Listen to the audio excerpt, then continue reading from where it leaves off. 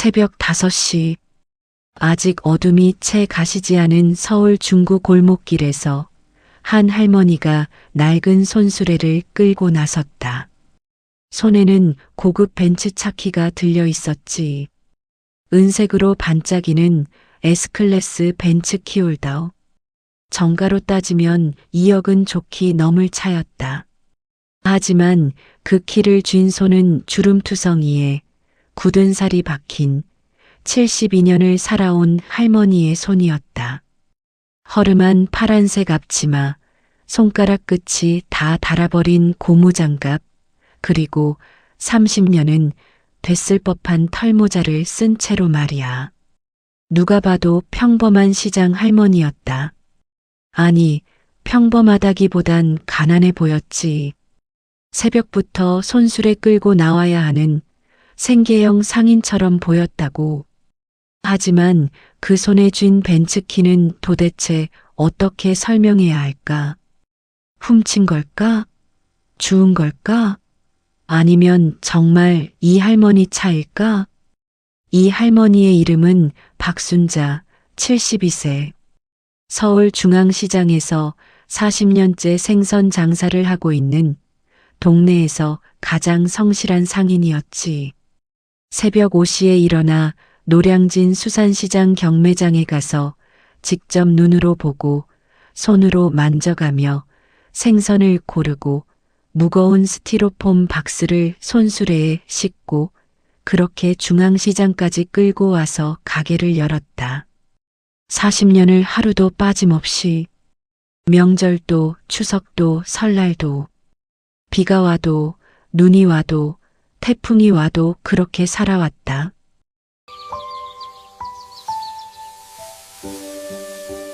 댓글로 남겨주시면 한 분 한 분 반갑게 인사드리겠습니다.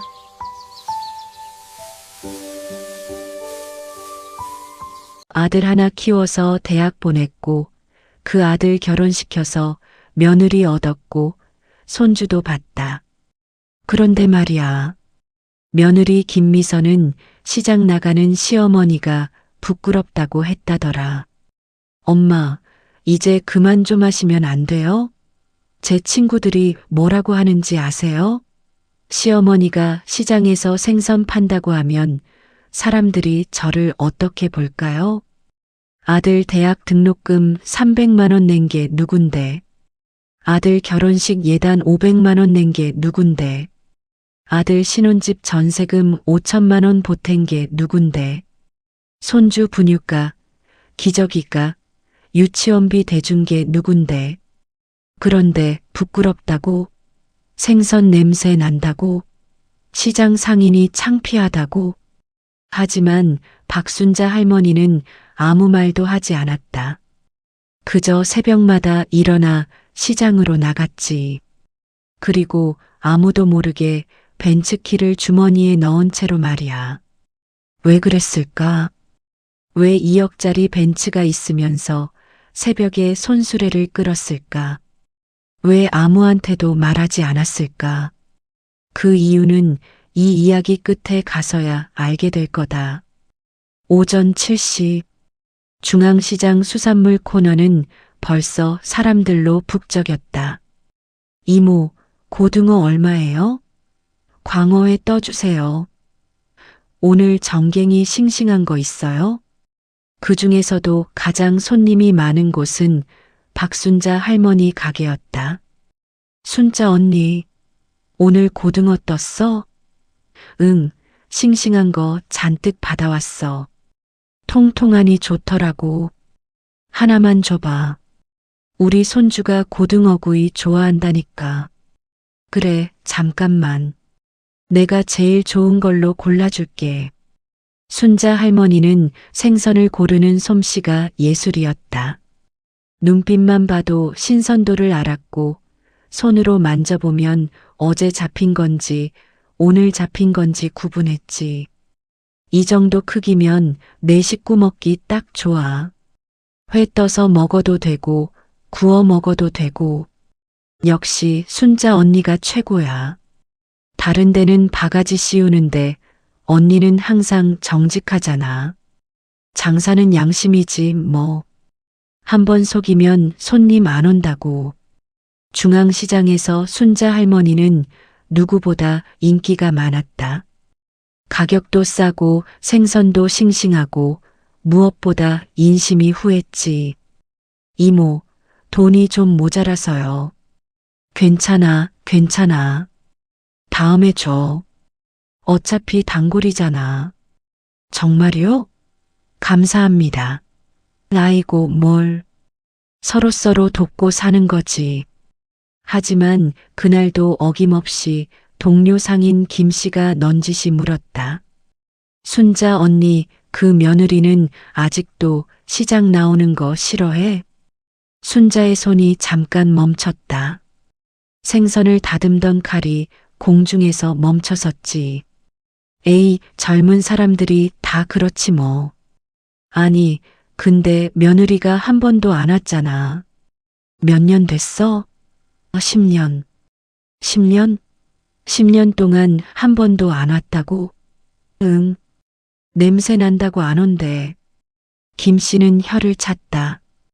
에이, 그게 무슨 며느리야.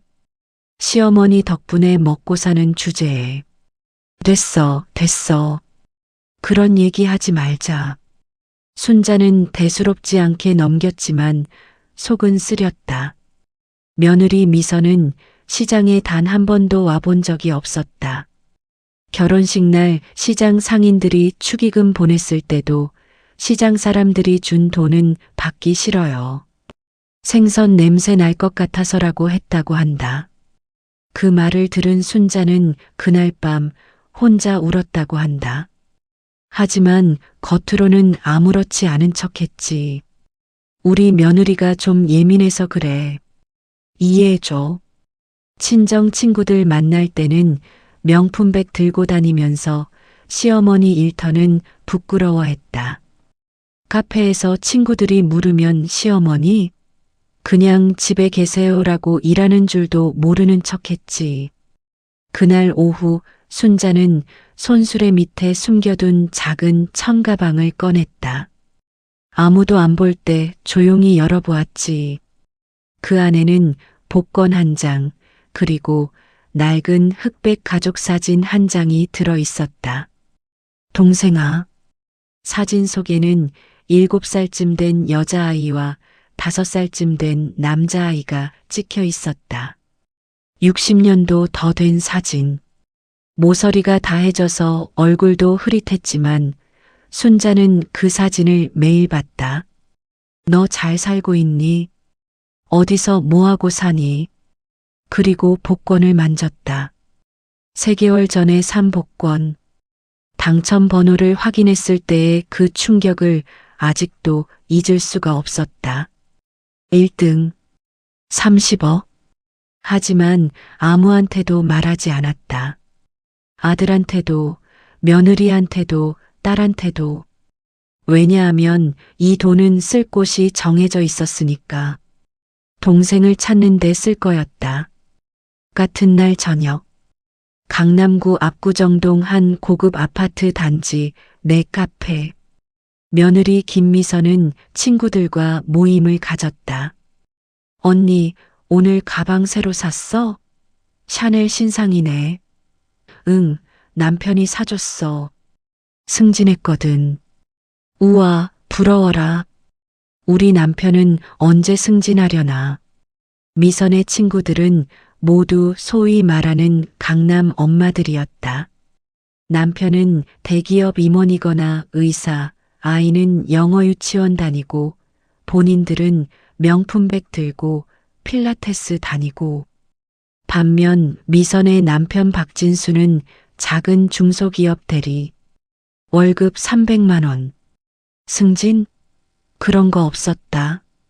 미선아, 너희 시어머니는 뭐 하시는데? 갑자기 친구 하나가 물었다. 아, 우리 시어머니? 그냥 집에 계세요. 집에만 계신다고? 건강은 좋으시고? 네, 건강하세요. 그냥 쉬시는 거예요. 거짓말이었다. 시어머니는 매일 새벽 5시에 일어나 시장에 나갔다. 하지만 미선은 절대 그 사실을 말하지 않았다. 시어머니가 시장에서 생선 판다고 하면 친구들이 나를 어떻게 볼까? 우리 집이 가난하다고 생각하겠지. 명품백 들고 다니는 나를 비웃겠지. 그래서 숨겼다. 시어머니의 존재를, 시어머니의 직업을, 시어머니의 헌신을. 그날 저녁 집에 돌아온 미선은 남편 진수에게 불평을 쏟아냈다. 당신 오늘 친구들 만났는데 진짜 부러워 죽는 줄 알았어. 무슨 소리야? 친구들은 다 강남에 아파트 있고 수입차 타고 명품 쓰고 다니는데 우린 뭐야? 전세 살고 국산차도 없고. 여보, 우리도 열심히 살고 있잖아. 열심히? 당신 월급으로 뭐가 되겠어? 우리 집은 평생 이 모양일 거야. 미안해. 미안하긴. 당신 엄마도 이제 시장 좀 그만 나갔으면 좋겠어. 창피해 죽겠다고. 진수의 얼굴이 굳었다. 여보, 엄마 얘기는 그렇게 하지 마. 엄마가 얼마나 고생하시는데. 당신은 맨날 엄마 편만 들어. 나는 매일 친구들한테 무시당하면서 살아야 되는데. 여보, 진정해. 진정은 무슨, 나 이제 못 참아. 시어머니한테 시장 그만 나가시라고 해. 진수는 아무 말도 못했다. 아내와 어머니 사이에서 늘 그랬듯이 아무것도 할 수 없었다. 그날 밤 미선은 잠이 오지 않았다. 우리 집에 돈은 없을까? 시어머니가 40년 동안 장사했으면 뭔가 있지 않을까? 그 생각이 머릿속을 떠나지 않았다. 그리고 다음 날 아침 순자 할머니가 시장에 나간 사이 미선은 시어머니 방으로 들어갔다. 미선은 문을 닫고 시어머니 방을 둘러봤다. 낡은 옷장, 오래된 화장대, 30년은 된 듯한 이불. 역시 아무것도 없네. 하지만 포기하지 않았다. 서랍을 하나씩 열어보기 시작했지. 첫 번째 서랍, 낡은 옷가지들. 두 번째 서랍, 오래된 수첩과 영수증들. 세 번째 서랍, 손이 무언가에 닿았다. 천으로 쌓인 작은 봉투. 미선은 천천히 그걸 꺼냈다. 봉투를 열었지. 이게 뭐야? 복권 한 장, 그리고 그 옆에 고급 벤츠 차키. 복권? 시어머니가 복권을 샀다고? 미선은 황급히 스마트폰을 꺼냈다. 복권 번호를 확인했지. 3개월 전 추첨 결과 1등 당첨 번호. 6, 12, 19, 27, 33, 41. 복권에 적힌 번호 6, 12, 19, 27, 33, 41. 일치한다. 미선의 손이 부들부들 떨렸다. 숨이 막혔다. 심장이 터질 것 같았다. 1등. 1등이라고. 금액은 스마트폰 화면을 스크롤했다. 30억 원. 30억. 30억 원. 30억 원. 미선은 그 자리에 주저앉았다. 이게 진짜야?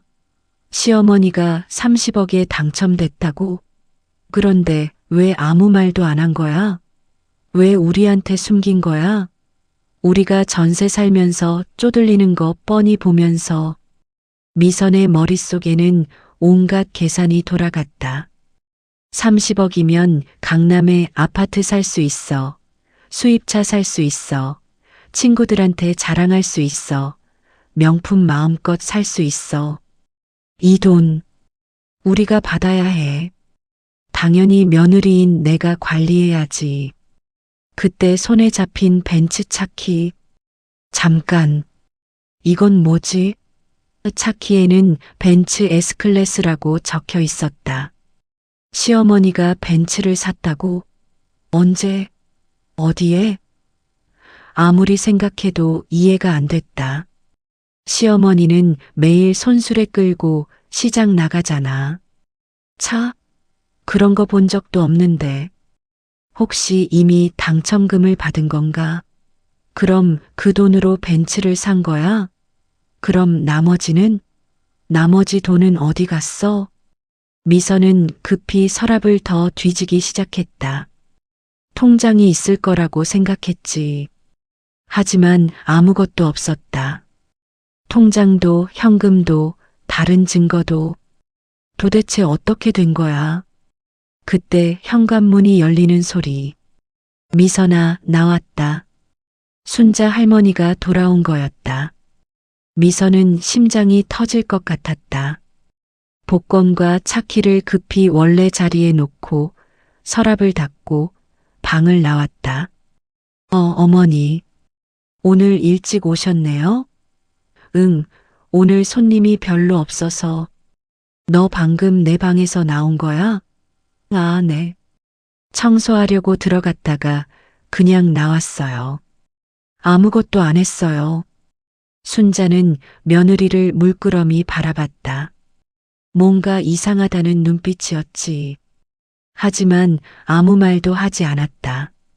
그래. 고맙구나. 아니에요, 어머니. 당연한 거죠. 저녁 뭐 해드릴까요? 아니야, 내가 할게. 너는 쉬어. 미선은 자기 방으로 들어갔다. 그리고 문을 닫자마자 침대에 주저앉았다. 30억? 30억이라고. 그 돈 내가 꼭 가져올 거야. 그날 밤 11시 집안이 조용해진 후 순자 할머니는 혼자 방에 앉아 낡은 가족 앨범을 펼쳤다. 첫 페이지 1958년 흑백 사진 한 장. 동생아. 사진 속에는 두 아이가 있었다. 7살쯤 돼 보이는 여자아이. 머리를 따내리고 해진 한복을 입고 있었지. 그리고 그 옆에 5살쯤 돼 보이는 남자아이. 누나 손을 꼭 잡고 카메라를 보고 있었다. 둘 다 웃고 있었다. 하지만 그 웃음 뒤에는 가난이 있었고, 배고픔이 있었고, 슬픔이 있었다. 1958년. 전쟁이 끝난 지 5년. 하지만 사람들은 여전히 굶주렸고 고아들은 거리를 떠돌았지. 순자네 집도 마찬가지였다. 아버지는 전쟁에서 돌아오지 못했고 어머니는 혼자 두 아이를 키웠지. 하지만 너무 가난했다. 하루 한 끼도 제대로 못 먹었다. 겨울에는 추워서 떨었고 여름에는 더워서 지쳤다. 어느 날 어머니가 말했다. 순자야, 엄마가 미안하다. 왜요, 엄마? 철수를 보내야 할 것 같아. 네, 입양 보내야 해. 안 그러면 철수가 굶어 죽을 것 같아. 순자는 그날 밤 동생을 꼭 안고 울었다. 철수야, 미안해.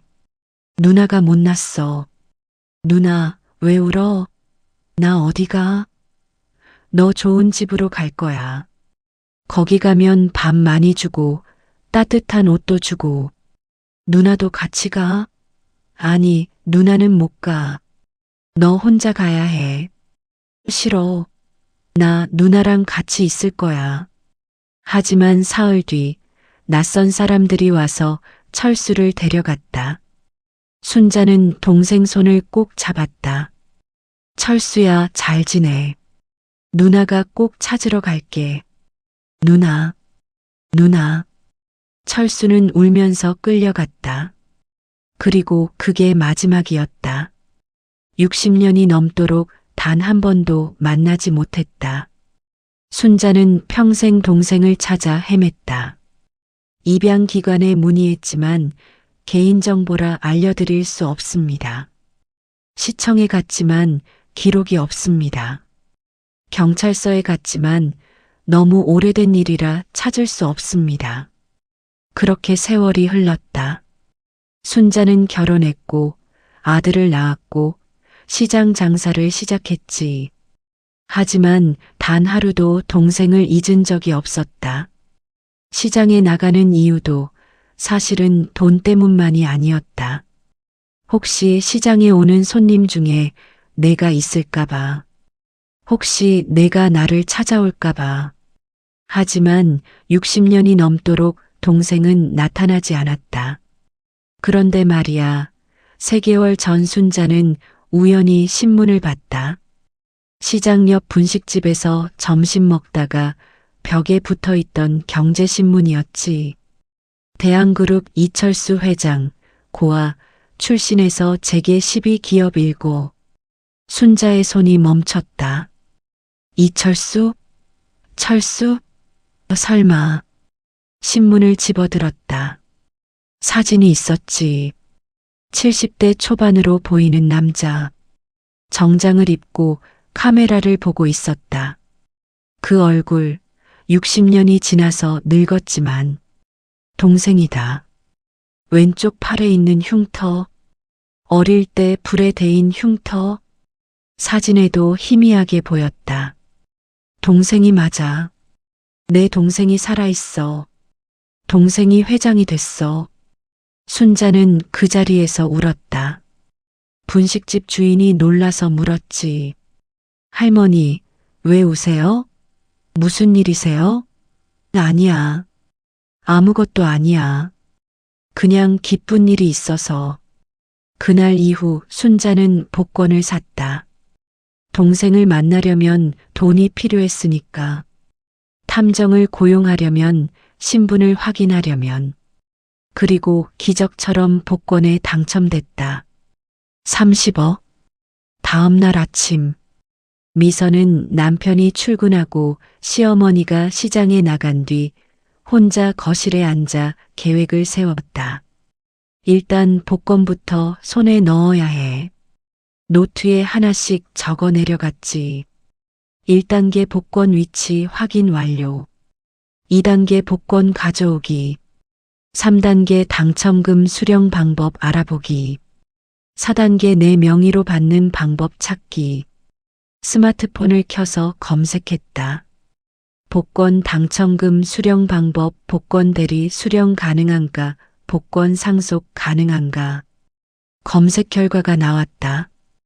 복권 당첨자 본인만 수령 가능, 신분증 지참, 필수 대리 수령 불가. 젠장. 본인만 받을 수 있다고? 하지만 포기하지 않았다. 그럼 시어머니 몰래 복권을 가져가서 시어머니한테 대신 받아달라고 하면 되겠네. 아니면 시어머니가 나이 드셨으니까 판단력이 떨어진다고 하면서 법적으로 내가 관리한다고 하면? 그래, 그 방법도 있어. 치매 진단 같은 거 받게 하면. 미선은 온갖 악한 생각을 했다. 70대 노인, 매일 새벽에 일어나 일하는 사람. 친구들한테는 시어머니가 치매 초기라서 제가 모든 걸 관리해요라고 하면 되겠네. 그때 전화벨이 울렸다. 여보세요? 언니, 나 영희야. 시누이 박영희였다. 40대 중반, 결혼해서 경기도에 사는 순자의 딸이었지. 영희야, 무슨 일이야? 언니, 우리 엄마 요즘 어떠세요? 어머니? 그냥 평소처럼 시장 나가고 그러시는데. 그게 말이야.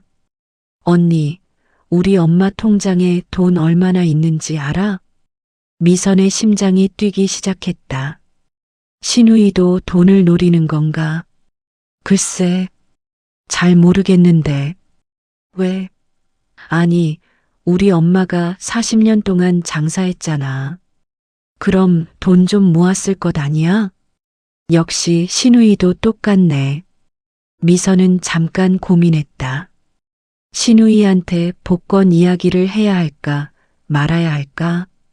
영희야, 사실은 우리 엄마 복권 당첨됐어. 뭐? 복권? 얼마? 30억. 전화기 너머로 영희의 비명이 들렸다. 30억? 진짜? 진짜 확실해? 응, 내가 직접 확인했어. 번호가 정확히 일치하더라.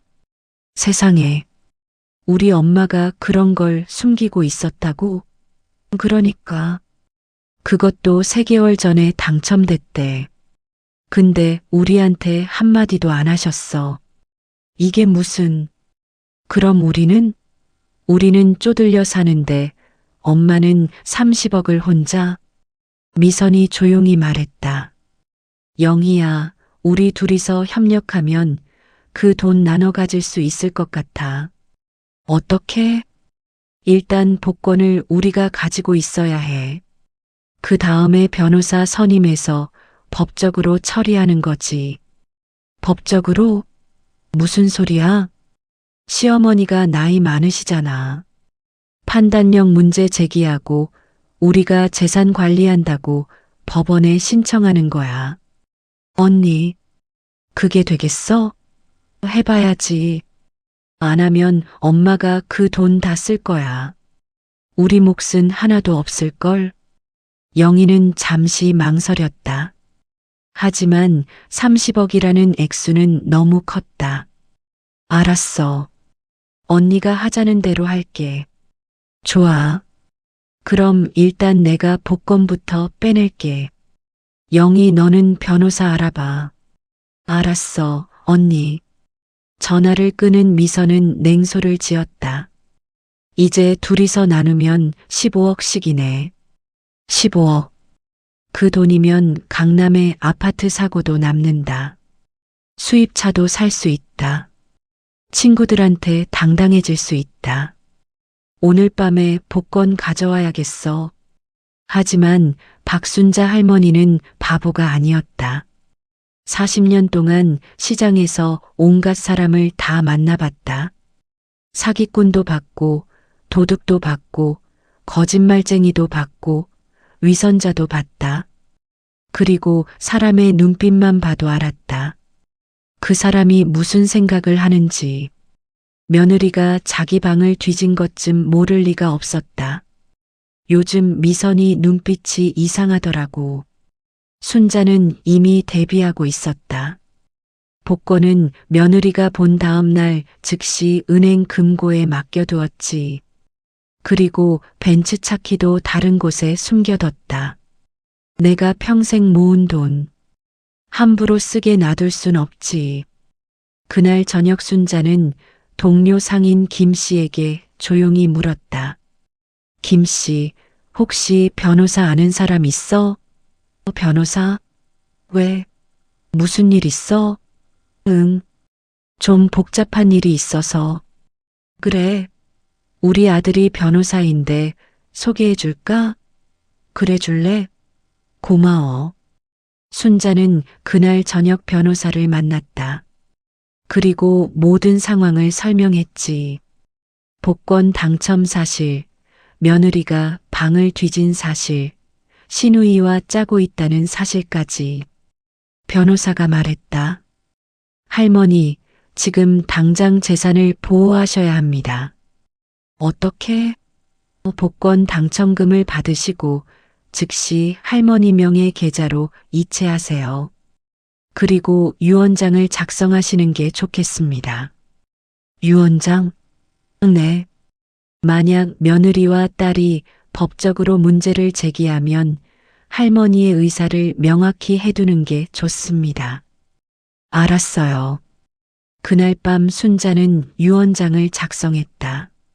나 박순자는 정신이 온전한 상태에서 다음과 같이 유언한다.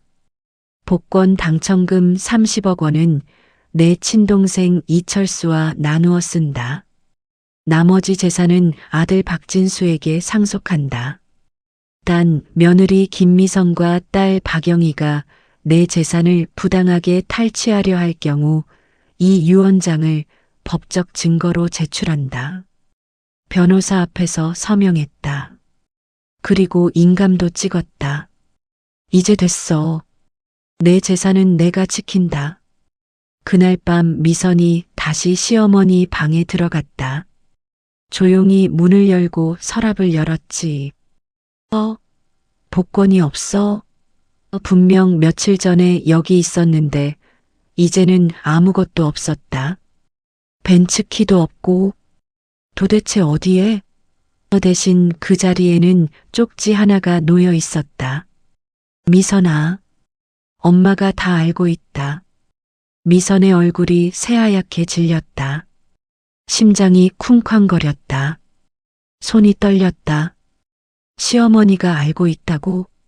그럼 복권은 어디 있는 거야? 미선은 황급히 방을 나왔다. 복도에서 시어머니와 마주쳤다. 순자가 조용히 말했다.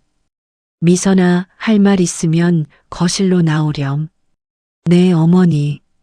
하지만 그 이야기를 하기 전에 시간을 조금 되돌려보자. 2주 전 순자 할머니가 동생을 찾았을 때로 순자는 사립탐정을 고용했다. 복권 당첨금 중 500만 원을 먼저 써서 대한그룹 이철수 회장이 정말 제 동생인지 확인해 주세요. 탐정은 며칠간 조사했다.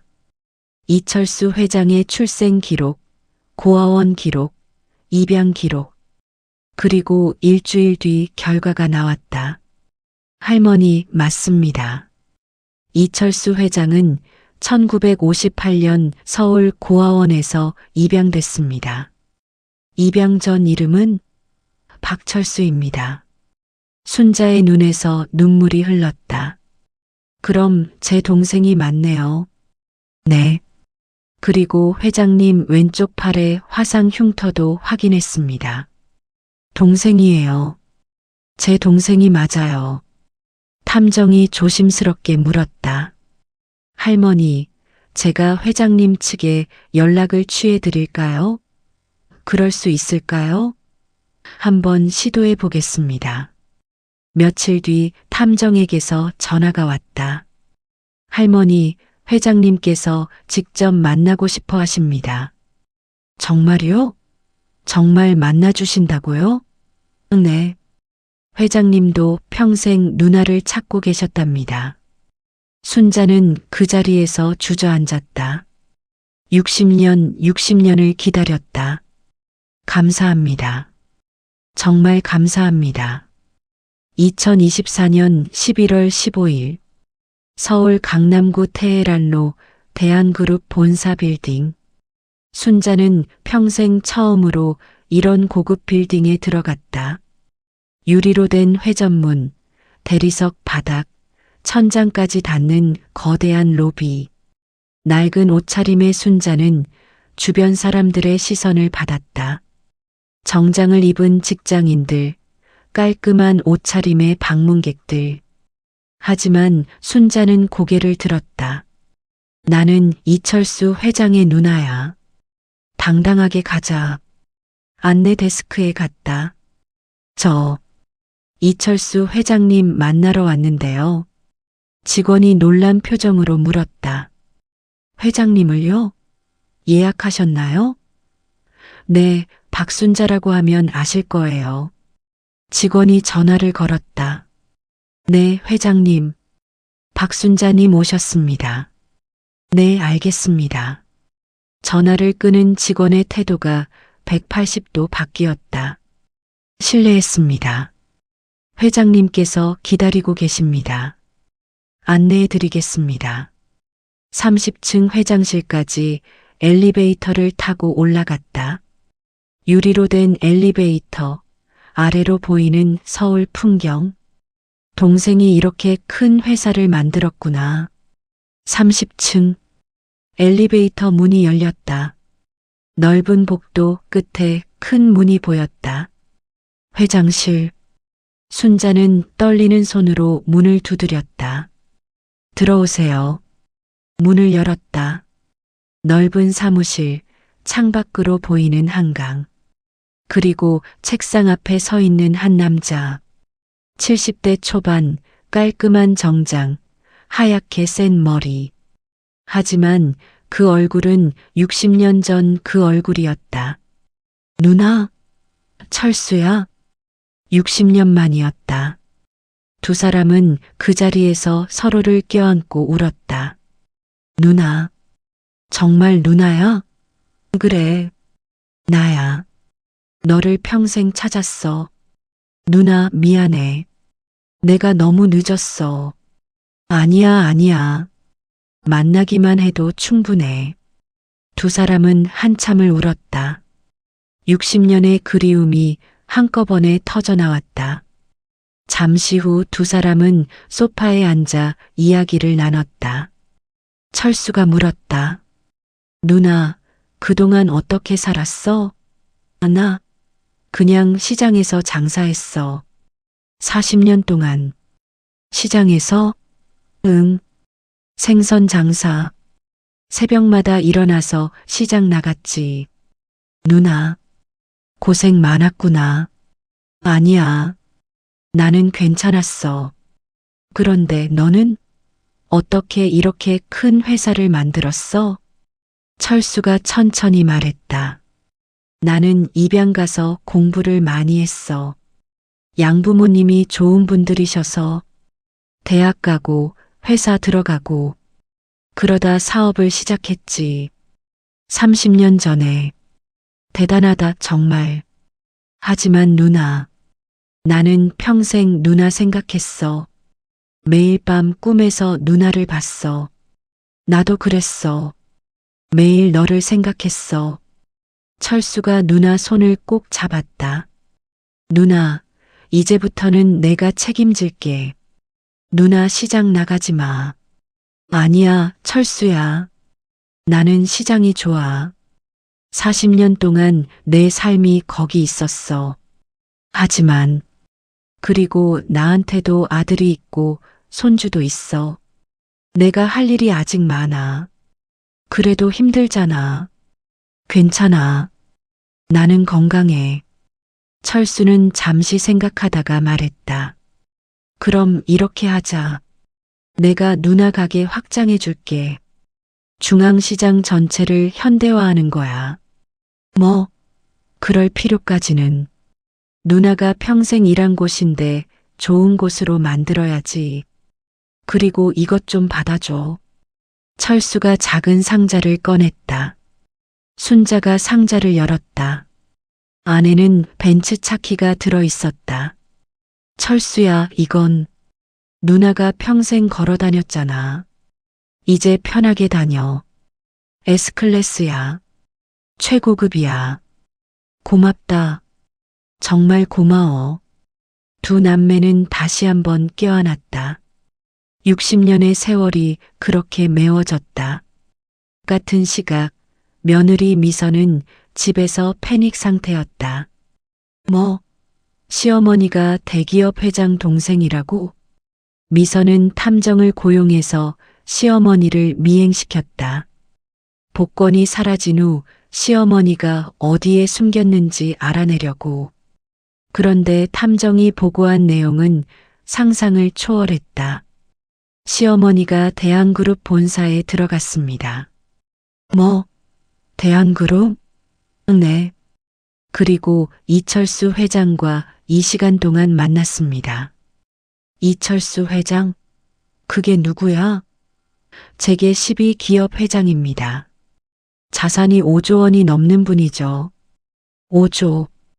5조 원? 미선은 그 자리에 주저앉았다. 그럼 시어머니가 재벌 회장 아는 사이라는 거야? 아는 사이가 아니라 친남매입니다. 친남매? 시어머니가 재벌 회장 누나라고? 네.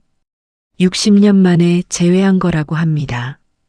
미선의 머릿속이 하얗게 변했다. 30억 복권도 충격이었는데 이제는 5조 원 재벌가 일족이라고? 내가 뭘 한 거야? 미선은 자기가 했던 행동들을 떠올렸다. 시어머니를 무시했던 것, 시장 나가는 걸 부끄러워했던 것, 생선 냄새 난다고 피했던 것, 친구들 앞에서 없는 사람 취급했던 것, 그리고 복권을 훔치려 했던 것까지. 나는 정말 최악이었어. 그때 전화벨이 울렸다. 신우이 영이었다. 언니, 들었어? 우리 엄마가 재벌 가라고. 응, 들었어. 그럼 우리 어떡해? 복권 훔치려던 거 들키면 어떡해? 우린 끝났어, 영희야. 뭐? 우리 완전히 끝났어. 이제 시어머니한테 빌어야 해. 아니면 우린 정말 쫓겨날 거야. 쫓겨나? 집에서? 그래. 시어머니가 마음만 먹으면 우리 다 쫓아낼 수 있어. 이제 우리한테 아무 힘도 없어. 영희가 울기 시작했다. 언니, 나 어떡해. 나 진짜 잘못했어. 나도 마찬가지야. 우리 둘 다 정말 바보같이 굴었어. 일단 시어머니한테 사과하자. 진심으로. 그게 될까? 모르겠어.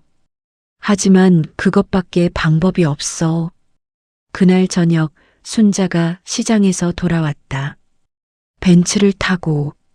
미선은 창밖으로 그 장면을 봤다. 고급 벤츠 S클래스, 운전석에서 내리는 시어머니. 정말이었구나. 현관문이 열렸다. 미선아, 나왔다. 어머니. 순자는 며느리를 조용히 바라봤다. 그 눈빛에는 실망이 가득했다. 미선아, 할 말 있으면 거실로 나오렴. 저녁 8시. 순자는 가족 전체를 불렀다. 아들 박진수, 며느리 김미선, 딸 박영희, 사위까지. 네 사람은 거실에 모여 앉았다. 순자는 소파에 앉아 모두를 바라봤다. 오늘 너희한테 할 말이 있어서 불렀다. 모두 긴장한 표정이었다. 특히 미선과 영희는 고개를 들지 못했다. 첫째, 순자가 말을 시작했다. 내가 복권에 당첨된 거 알고 있지? 아들 진수가 놀라서 물었다. 엄마, 복권이요? 무슨 복권? 진수야, 너는 몰랐구나. 하지만 내 아내는 알고 있어.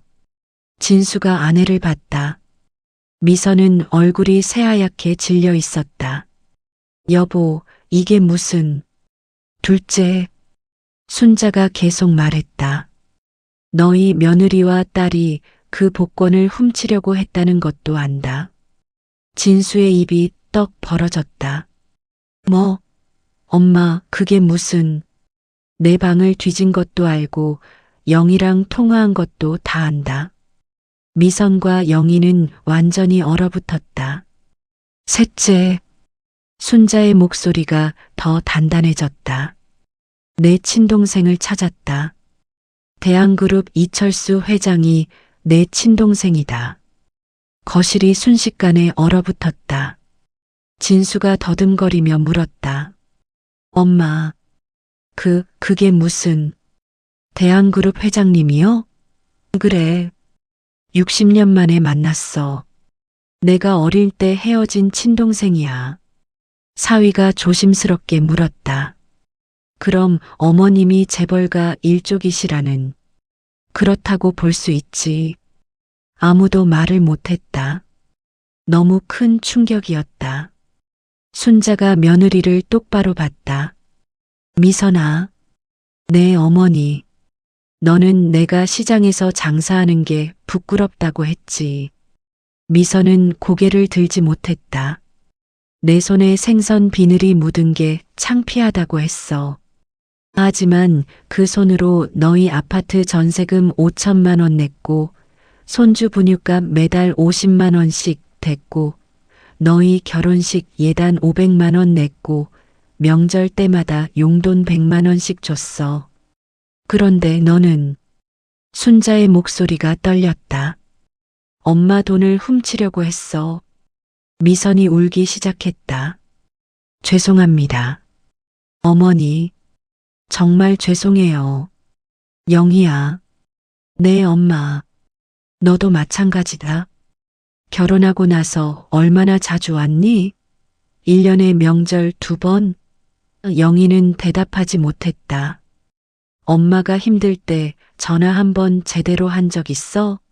없어, 엄마. 제가 잘못했어요. 순자는 잠시 눈을 감았다. 그리고 천천히 말했다. 앞으로 이 집안 재산은 내가 관리한다. 복권 당첨금 30억은 모두가 숨을 죽였다. 동생이랑 나눴을 거야. 동생 찾는 데 쓸 거고 시장 사람들 돕는 데도 쓸 거야. 너희 몫은 없다. 미선과 영희의 얼굴에서 핏기가 싹 빠졌다. 하지만 진수야, 너는 달라. 너는 항상 엄마 편이었어. 너는 효자야. 그러니까 너한테는 내가 나중에 유산을 남길 거다. 진수가 눈물을 흘렸다. 엄마, 저는 돈이 필요 없어요. 그냥 엄마가 건강하시면 돼요. 순자가 아들 손을 잡았다. 고맙다, 아들. 자, 이제 다들 알았지? 앞으로 이 집안은 내가 규칙을 정한다. 모두 고개를 끄덕였다. 그날 밤은 긴 침묵 속에서 지나갔다. 일주일이 지났다. 그동안 미선과 영희는 매일 시어머니 방 앞에서 무릎을 꿇었다. 어머니, 정말 죄송합니다. 엄마, 제발 용서해 주세요. 하지만 순자는 문을 열어주지 않았다. 시간이 필요했다. 배신의 상처가 너무 컸으니까. 그러던 어느 날 저녁, 순자가 거실에 가족들을 다시 불렀다. 오늘은 너희한테 설명할 게 하나 더 있어서 불렀다. 모두 긴장한 표정으로 앉았다. 특히 미선과 영희는 희망과 두려움이 섞인 눈빛이었다. 그래서 벤츠키 말이지. 순자가 천천히 말을 시작했다. 가족들은 모두 순자를 바라봤다. 복권 이야기도 충격이었지만 더 궁금한 건 그 벤츠였다. 3개월 전 내가 복권에 당첨되고 나서 처음 한 일이 뭔지 아니? 동생 찾는 거였어. 탐정 고용하고 신문 기사 뒤지고 온갖 방법을 다 써서 동생을 찾았지. 그리고 찾았을 때 동생이 회장이 된 걸 알았어. 동생은 나한테 처음 만난 날 선물을 줬다. 누나, 60년 동안 고생 많았어. 이제부턴 내가 책임질게. 그리고 벤츠키를 건네주더라고. 누나가 평생 걸어 다녔으니 이제 편하게 다녀. 나는 그 차를 한 번도 안 몰았어. 그냥 주머니에 넣고 다녔지. 왜냐하면 순자의 목소리가 떨렸다. 내가 그 차 타고 다니면 너희가 또 부끄러워할까봐. 거실은 정적에 휩싸였다. 미선은 눈물을 흘렸고 영희는 고개를 숙였다. 어머니, 정말 죄송해요. 진수가 물었다. 엄마, 그럼 왜 새벽마다 손수레 끌고 시장에 나가셨어요? 벤츠 있으면 편하게 다니실 수 있었잖아요. 순자가 쓸쓸하게 웃었다. 진수야, 엄마는 그 차가 아깝지 않았어. 하지만 사람들 시선이 무서웠지. 시장 사람들이 저 할머니 갑자기 벤츠 타고 다니네. 복권이라도 당첨됐나? 이러면 비밀이 탄로 날 것 같았거든. 그리고 무엇보다 순자가 며느리를 봤다. 미선이가 시장 나가는 것도 부끄러워하는데 벤츠까지 타고 다니면 더 싫어할 것 같았어. 시어머니가 어디서 그런 차를 구했냐고 의심할 것 같아서 미선은 더 이상 참을 수 없었다. 어머니, 죄송해요. 정말 죄송해요. 제가 너무 못됐어요. 벌떡 일어나 순자 앞에 무릎을 꿇었다. 저는 어머니가 제 자존심만 생각하셨을 줄 알았어요. 그런데 어머니는 저를 생각해서 벤츠도 안 타시고 복권 당첨도 숨기셨던 거였네요. 저는 어머니의 그 마음도 모르고 돈이나 훔치려고 했어요. 정말 제가 잘못했어요. 영희도 울며 무릎을 꿇었다. 엄마, 저도 너무 죄송해요. 엄마가 평생 저를 키우시느라 고생하셨는데 저는 돈만 생각했어요. 정말 최악의 딸이었어요. 순자는 두 사람을 바라봤다. 그 눈빛에는 여전히 상처가 있었지만 조금씩 누그러지고 있었다. 일어나라. 무릎 꿇는다고 해결될 일이 아니야. 하지만 어머니, 너희가 진짜 반성한다면 앞으로 행동으로 보여줘. 말이 아니라 행동으로. 미선과 영희가 고개를 끄덕였다. 네, 어머니. 꼭 그렇게 하겠습니다. 그날 이후 미선은 완전히 달라졌다. 매일 아침 일찍 일어나 시어머니 아침 식사를 준비했다. 시어머니가 시장에 나가기 전에 따뜻한 국과 밥을 챙겼지. 어머니, 식사하세요. 아이고, 미선아. 내가 이렇게까지 안 해도 되는데. 아니에요. 제가 하고 싶어서 하는 거예요. 미선은 시어머니 방도 매일 청소했다. 이불도 개고 먼지도 닦고 창문도 닦았다. 그리고 무엇보다 중앙시장에 가기 시작했다. 처음에는 떨렸다. 생선 냄새가 옷에 배면 어떡하지? 친구들이 알면 어떡하지? 하지만 용기를 냈다. 어느 토요일 오전 미선은 순자의 가게에 나타났다. 어머니, 제가 도와드릴게요. 순자는 놀랐다. 10년 만에 며느리가 시장에 온 거였다. 미선아, 너 정말 괜찮겠니? 냄새나고 그런다며. 괜찮아요, 어머니. 제가 진짜 바뀌고 싶어요. 그날 미선은 하루 종일 시어머니를 도왔다. 생선을 씻고 손님을 응대하고 계산도 했다. 처음에는 서툴렀지만 점점 익숙해졌다. 시장 상인들이 놀라워했다. 어머, 순자 언니 며느리 처음 보네. 이쁘게 생겼네. 그동안 왜 안 왔어? 바빠서요. 죄송해요. 퇴근 시간이 되자 미선은 온몸이 생선 냄새로 가득했다. 옷도 젖었고 손도 비늘투성이었다. 하지만 이상하게 뿌듯했다. 어머니, 이렇게 힘든 일을 40년 동안 하셨다니. 정말 대단하세요. 뭘, 익숙해지면 괜찮아. 아니에요. 저는 하루하고도 힘든데 어머니는 매일. 정말 존경스러워요. 순자는 며느리의 손을 잡았다. 고맙다, 미선아. 내가 이렇게 변할 줄은 몰랐어. 어머니, 앞으로도 매주 토요일마다 올게요. 꼭 도와드릴게요. 그날 저녁 미선은 친구들 단톡방에 사진을 올렸다. 시장에서 일하는 자기 모습, 시어머니와 함께 웃고 있는 사진. 친구들이 놀라서 물었다. 미선아, 너 시장에서 일해? 응. 우리 시어머니 도와드리고 있어. 대박.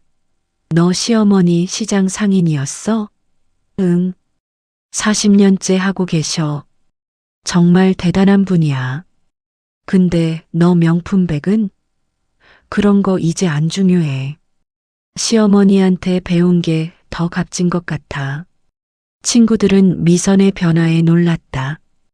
그리고 몇몇은 부러워하기까지 했다. 부럽다. 시어머니랑 그렇게 친하게 지낼 수 있다니. 미선은 깨달았다. 진짜 자랑거리는 명품백이 아니라 가족이었다는 걸. 2주가 지난 어느 날 순자 할머니는 동생 이철수 회장과 함께 중앙시장을 찾았다. 회장님이 왜 여기 오셨어요? 시장 상인들이 깜짝 놀랐다. 누나 가게 보러 왔지. 그리고 오늘 중요한 발표가 있어. 철수 회장이 마이크를 잡았다. 시장 상인들이 모두 모였다. 안녕하십니까? 저는 대한그룹 이철수 회장입니다. 오늘 여러분께 기쁜 소식을 전하러 왔습니다. 저희 대한그룹에서 중앙시장 현대화 프로젝트를 진행하겠습니다. 총 100억 원을 투자해서 시설을 개선하고 상인 여러분의 복지를 향상시키겠습니다. 왜 이런 결정을 했냐고요? 바로 제 누나 때문입니다. 철수가 순자를 가리켰다. 제 누나 박순자는 40년 동안 이 시장에서 성실하게 일해 오셨습니다. 그 누나의 일터를 좋은 곳으로 만들고 싶었습니다. 시장 상인들이 박수를 쳤다. 순자 언니 축하해. 이게 다 언니 덕분이네. 순자는 눈물을 흘렸다. 고맙다, 철수야. 아니야, 누나. 내가 더 고마워. 누나가 나를 찾아줘서. 공사는 그날부터 시작됐다. 낡은 지붕을 고치고 바닥을 깔고 화장실을 새로 만들고 주차장도 만들었다. 3개월 후 중앙시장은 완전히 새로워졌다. 깨끗한 시설, 밝은 조명, 쾌적한 환경. 손님들이 몰려들기 시작했다. 여기 완전 좋아졌네. 이제 시장 오는 게 즐거워요. 상인들의 수입도 늘어났다. 순자의 가게도 손님이 2배로 늘었다. 하지만 순자는 가격을 올리지 않았다. 장사는 양심이지. 시설 좋아졌다고 가격 올리면 안 돼. 철수 회장은 매주 한 번씩 시장을 찾았다. 누나와 함께 점심을 먹고 시장을 둘러보며 상인들과 이야기를 나눴다. 회장님, 이렇게 자주 오시면 바쁘시잖아요. 아니야. 누나 보는 게 제일 중요해. 60년을 못 만났는데 이제라도 자주 봐야지. 두 남매는 어릴 적 이야기를 나누며 웃었다. 60년의 공백이 조금씩 채워지고 있었다. 6개월이 지났다. 중앙시장은 서울에서 가장 인기 있는 전통시장이 됐다. TV에도 나오고 관광객들도 찾아왔다. 순자 할머니는 여전히 시장에 나왔다. 이번엔 벤츠를 타고. 할머니, 오늘도 벤츠 타고 오셨네요. 그래, 우리 동생이 준 거라서 말이야. 며느리 미선도 매주 토요일마다 시장에 나왔다. 이제는 능숙하게 생선을 손질하고 손님을 응대했다. 시어머니를 돕는 게 즐거웠다. 어머니, 오늘 저녁은 제가 요리할게요.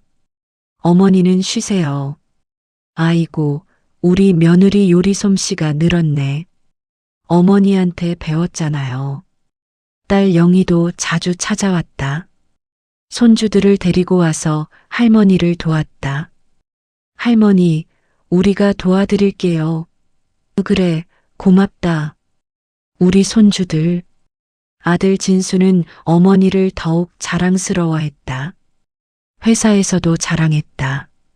우리 어머니가 40년 동안 시장에서 장사하셨어요. 정말 대단한 분이죠. 어느 일요일 오후 가족들이 모두 모였다. 순자의 집 거실에서 저녁을 먹었다. 할머니, 이 불고기 진짜 맛있어요. 그래, 많이 먹어. 식사 후 순자가 말했다. 너희들한테 할 말이 있어. 모두 긴장했다. 순자가 웃으며 말했다. 걱정 마. 좋은 얘기야. 내가 복권 당첨금으로 동생이랑 장학재단을 만들기로 했어. 가난한 학생들 도와주는 재단이야. 어머니, 정말이요? 응. 내 이름으로 만들지는 않을 거야. 그냥 조용히 도울 거야. 그리고 미선아, 영희야. 내 어머니. 너희가 진짜 많이 변했어. 엄마가 자랑스럽다.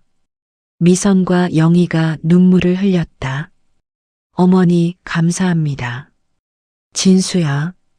네, 엄마. 너는 항상 효자였어. 앞으로도 잘 부탁해. 엄마, 제가 더 감사하죠. 순자는 하늘을 올려다봤다. 창밖으로 별이 반짝이고 있었다. 엄마, 저 잘 살았죠? 동생도 찾았고 손주도 잘 크고 있어요. 가족들도 다 화목하고요. 따뜻한 바람이 불어왔다. 마치 엄마가 대답하는 것 같았다. 그래, 잘했어. 내 딸. 순자는 눈물을 닦았다. 그리고 가족들을 바라봤다. 모두 웃고 있었다. 행복해 보였다. 오늘도 좋은 하루였어. 그날 밤 순자는 낡은 가족 앨범을 펼쳤다. 60년 전 동생과 함께 찍은 사진. 그 옆에 새로운 사진을 붙였다. 일주일 전 철수 회장과 함께 찍은 사진. 두 사진을 나란히 놓으니 세월의 무게가 느껴졌다. 하지만 동시에 희망도 느껴졌다. 우리가 다시 만났어. 60년 만에. 순자는 벤츠키를 만졌다. 주머니에 넣고 다니던 그 키. 이제는 당당하게 사용하고 있는 그 키. 시장 할머니 손에 들린 벤츠키. 그건 단순한 차키가 아니었다. 60년 만에 되찾은 가족, 평생을 일군 자존심, 그리고 끝내 지켜낸 사랑의 증표였다. 다음 날 새벽 5시, 순자는 일어나 시장으로 나갔다. 이번엔 벤츠를 타고 며느리 미선도 함께 탔다. 어머니, 오늘은 제가 운전할게요. 그래, 고맙다. 차가 출발했다. 서울의 새벽 거리를 달렸다. 아직 어둠이 가시지 않았지만 동쪽 하늘이 밝아오고 있었다. 어머니, 저 해 뜨는 거 보세요. 그래, 예쁘다. 새로운 하루가 시작되고 있었다. 시장 할머니의 새로운 인생이 시작되고 있었다. 이번엔 가족들과 함께, 동생과 함께, 행복하게 중앙시장에 도착했다. 상인들이 반갑게 맞이했다. 순자 언니, 오늘도 일찍 오셨네. 그래, 오늘도 좋은 하루 만들자. 순자는 가게 문을 열었다.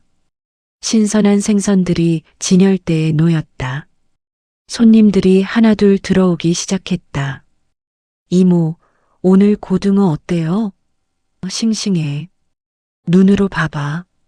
이렇게 맑잖아. 역시 이모 가게가 최고야. 순자는 웃었다. 72년을 살아오면서 가장 행복한 순간이었다. 가족이 있고, 동생이 있고, 일이 있고, 존경이 있었다. 그날 저녁 집으로 돌아가는 길 미선이 물었다. 어머니, 행복하세요? 그럼. 너무 행복해. 너는? 저도요. 어머니 덕분에 진짜 많이 배웠어요. 미선아, 고맙다. 내가 변해줘서. 아니에요, 어머니. 제가 더 감사해요. 진짜 소중한 걸 깨닫게 해주셔서.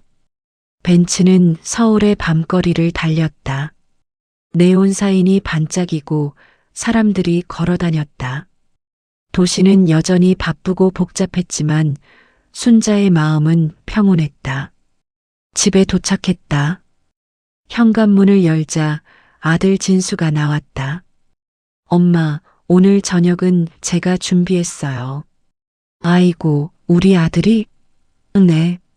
엄마 좋아하시는 된장찌개 끓였어요. 저녁을 먹으며 가족들은 웃고 떠들었다. 손주들은 할머니 옆에 붙어 앉아 학교 이야기를 했다. 할머니, 오늘 선생님이 할머니 이야기 하래요. 뭐라고 했는데? 할머니가 40년 동안 시장에서 일하셨다고 했더니 선생님이 정말 대단하시대요. 순자는 손주를 안아주었다. 우리 손주가 할머니 자랑해줘서 고맙네. 할머니가 제일 멋있어요. 밤10시. 하루가 끝났다. 순자는 방에 누워 천장을 바라봤다. 72년의 인생, 40년의 시장 생활, 60년 만의 재회, 그리고 가족의 화해. 참 많은 일이 있었네. 순자는 미소 지었다. 하지만 다 잘 됐어. 정말 잘 됐어. 창밖으로 달이 떠올랐다. 밝은 보름달. 순자는 눈을 감았다. 내일도 새벽 5시에 일어나야 한다. 시장에 가야 한다. 하지만 이제는 두렵지 않았다. 왜냐하면 순자에게는 모든 게 있었으니까. 가족, 사랑, 존경, 그리고 자존심. 시장 할머니 손에 들린 벤츠키가 상징하는 모든 것. 내일도 좋은 하루겠지. 순자는 그렇게 잠에 들었다. 평온하고 행복하게. 오늘 사연이 어떠셨나요? 사연이 재밌으셨다면 주변 분들에게 공유해 주세요. 구독과 좋아요로 마음을 전해주시고, 어디서 이 이야기를 들으셨는지 댓글로 남겨주시면 한 분 한 분 반갑게 인사드리겠습니다.